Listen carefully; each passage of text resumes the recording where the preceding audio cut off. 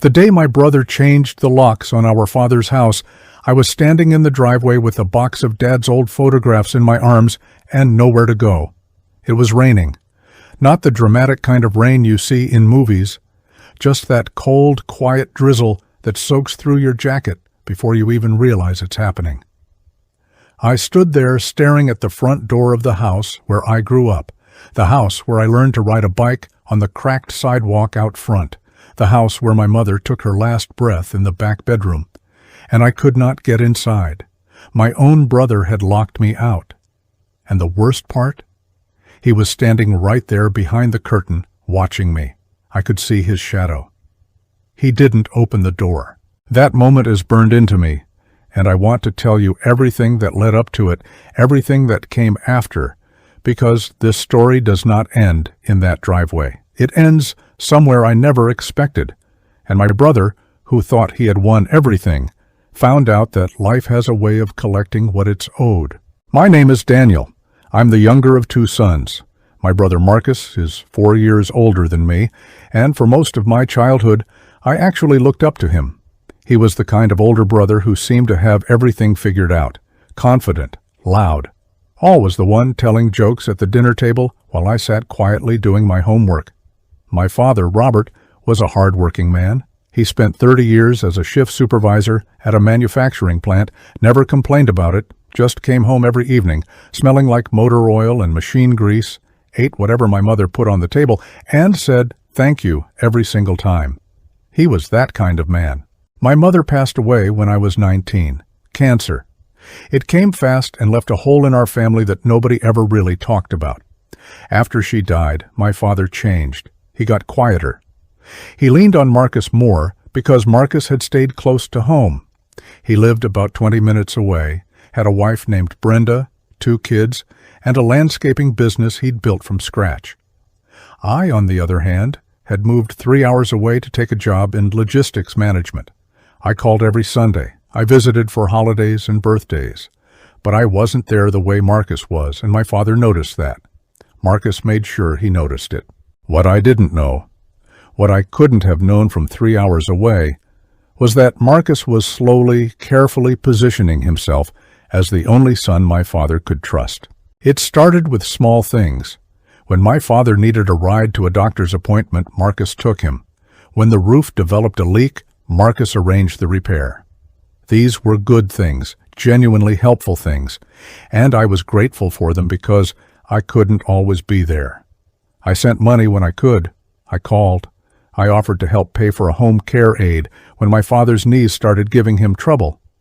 But Marcus would always say something like, "Don't worry about it, Dan. I've got it handled. Dad doesn't need a stranger in his house." And I believed him because he was my brother.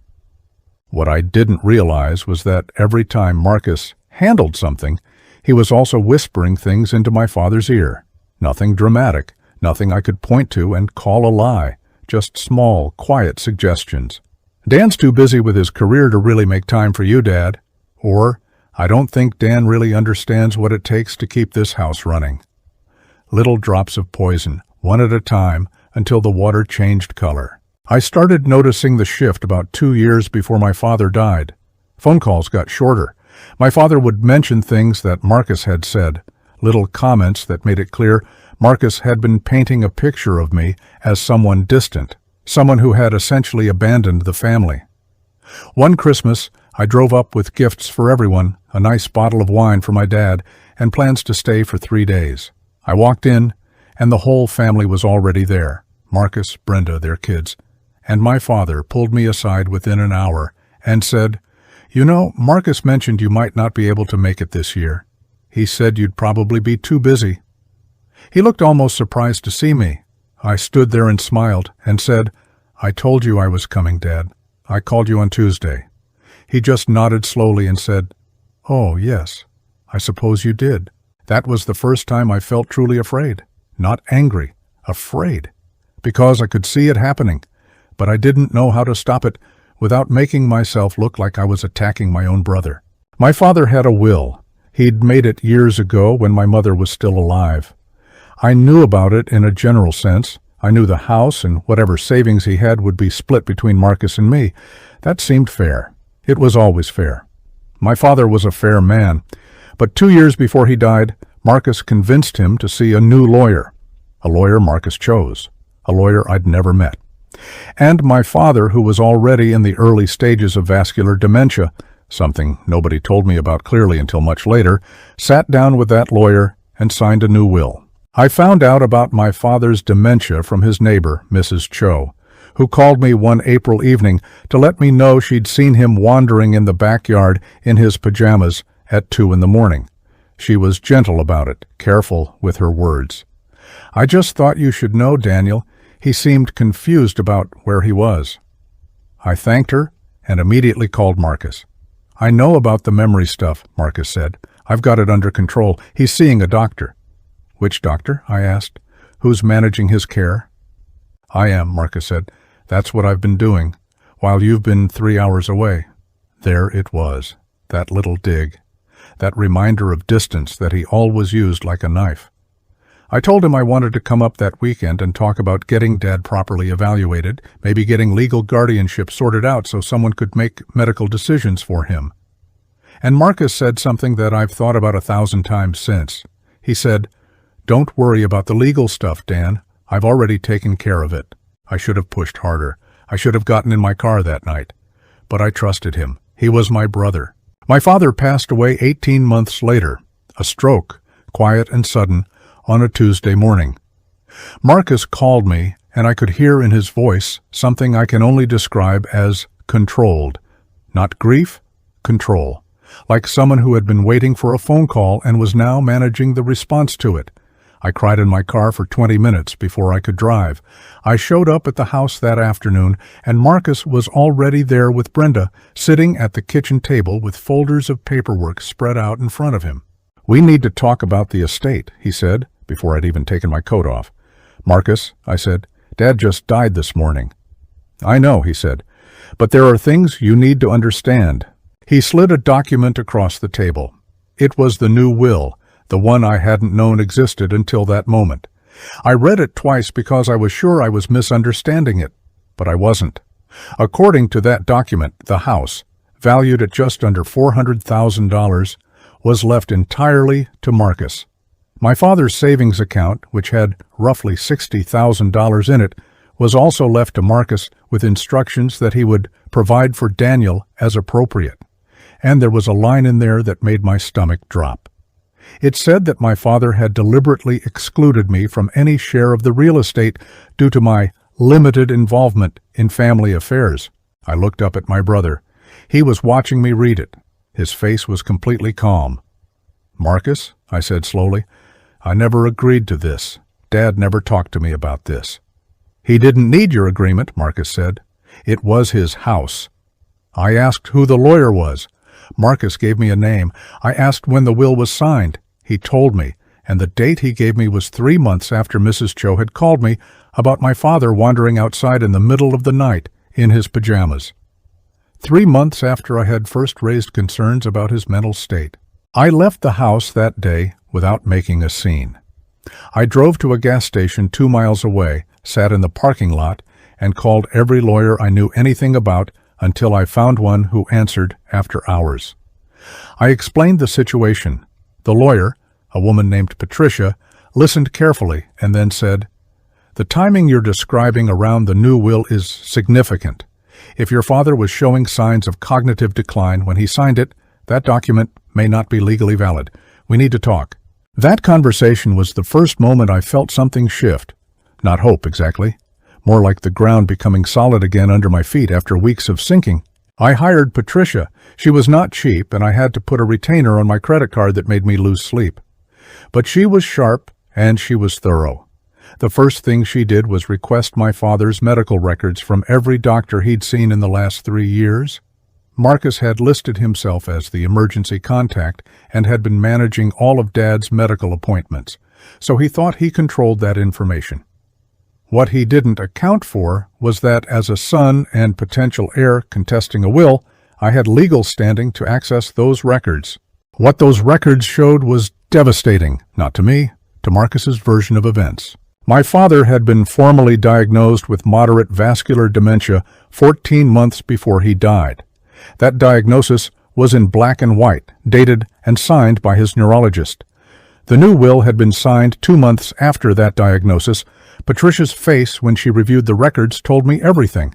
She looked up from her reading glasses and said, "Daniel, your father lacked the legal mental capacity to execute a valid will at the time this document was signed. That's not my opinion. That's what the medical record establishes. We filed to contest the will." Marcus's response was immediate and ugly. He called me that night and his voice had changed. The calm was gone. "You're going to drag our father's name through court," he said.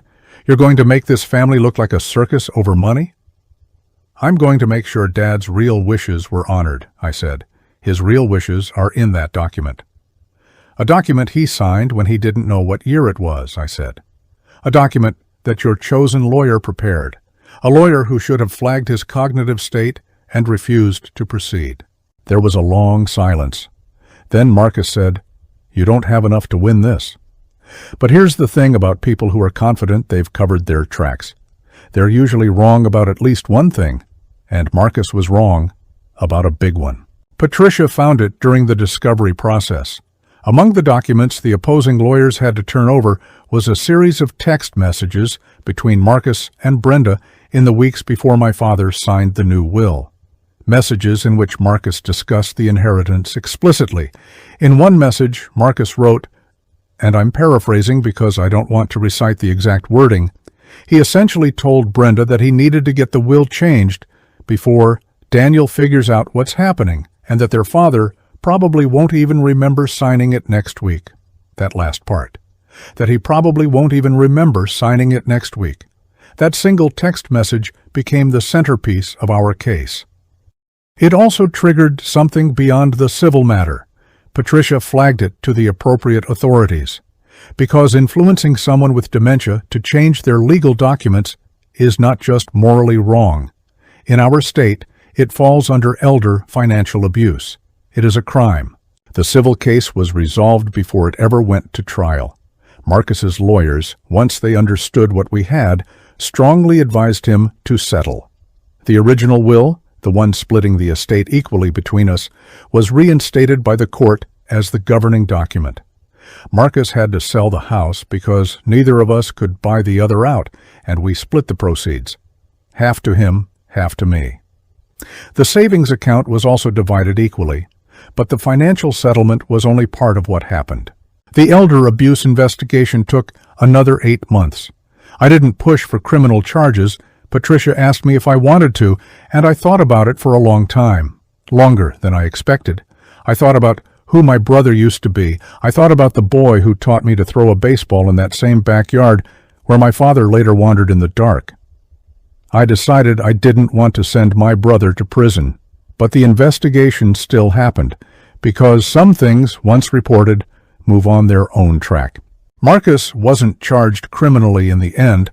The prosecutor's office felt the evidence, while compelling in the civil context, was harder to prove to a criminal standard. But the investigation itself had consequences. It became a matter of semi-public record. Marcus's landscaping business relied heavily on contracts with residential homeowners, older clients, retired couples, people who trusted him to show up when he said he would. When word got out in his community about the nature of the investigation, he lost several major contracts. Not because of a lawsuit, not because anyone organized a campaign against him, simply because trust, once gone, rarely comes back. His business revenue dropped significantly. He and Brenda had to refinance their home. But the consequence that I think hit Marcus hardest wasn't financial. It was his kids. His older daughter, who was 20 at the time all of this came out, found out what had happened. She had adored my father. She called me one evening out of nowhere, and she was crying. She said, "Uncle Daniel, I didn't know. I swear I didn't know what my dad did. I'm so sorry." And I believed her. She was just a kid who had grown up in the middle of a lie she hadn't been told. I told her it wasn't her fault. I told her I still loved her. But her relationship with Marcus was fractured after that in ways that I don't think ever fully healed. She started spending holidays with a friend's family instead. She stopped calling her father every week. Marcus had tried to secure his family's financial future, and in doing so, he damaged the very family he claimed to be protecting. My life changed too, in ways both practical and profound. My share of the estate allowed me to do something I had been delaying for years. I moved back closer to my hometown, not to the same town, that felt like too much, but within 40 minutes. I bought a small house with a yard. I put a framed photograph of my father and mother on the mantelpiece in my living room, one from before she got sick, when they were both still laughing easily. I look at it every morning. I see Marcus occasionally. At family events, when we can't avoid each other, we don't hug, we don't fight either. We exist in that cold, quiet way that broken relationships sometimes settle into. Not enemies exactly, but no longer brothers in the way that word is supposed to mean. I'm not sure which of us carries more of that loss. I think maybe we both do in different ways. What I've come to understand, and I've had years now to sit with this, is that Marcus didn't just steal from me. He stole from himself. He had a father who would have given him everything he needed if he'd simply asked. He had a brother who would have agreed to any fair arrangement. He had a family that was already on his side, and he chose to scheme. He chose deception over conversation, manipulation over trust, and he convinced himself it was strategy when really it was fear. Fear that there wouldn't be enough, fear that he wasn't valued enough, fear that I might take something he felt he'd earned. That fear cost him far more than any inheritance ever could have given him. My father was a fair man. He wasn't a perfect man. No one is. But deep in who he was, he believed in fairness. He'd spent 30 years on a factory floor making sure every shift was treated the same. He would have been horrified to know what happened in his name. I choose to believe the original will, the one that split everything equally, was the real expression of who he was. Not a document signed in confusion by a man who no longer fully understood what he was holding in his hands. I think about that rainy afternoon in the driveway sometimes, the box of photographs in my arms, my brother's shadow behind the curtain, and I think about how small and final that moment felt, like a door not just being closed, but being sealed. But here's what I know now, that I didn't know standing there in the rain. Doors that are closed unfairly don't stay closed. Not always. Not forever. Sometimes the truth is patient. Sometimes it waits in a medical file or a text message or a neighbor's phone call. Sometimes justice doesn't arrive loudly. It arrives the way that drizzle soaks through your jacket, quiet and steady, until suddenly everything is different than it was. If you're going through something like this, if someone in your family is using your absence against you, or slowly rewriting the story of who you are to the people you love, please don't wait. Stay close. Keep records. Trust your instincts. And find someone who knows the law, because the law exists for exactly these moments. I still miss my father. Every single day, I miss the version of my brother I believed in when I was young. And I'm grateful, genuinely, deeply grateful, that the truth found its way to light, even when it was hard, even when it cost me things I didn't expect to lose along the way. The house is owned by a young couple now. They painted the front door red. Sometimes I drive past it and think about all the years that happened inside those walls, the good ones and the broken ones. And I think my parents would be glad it's full of life again. That's enough for me. That's more than enough.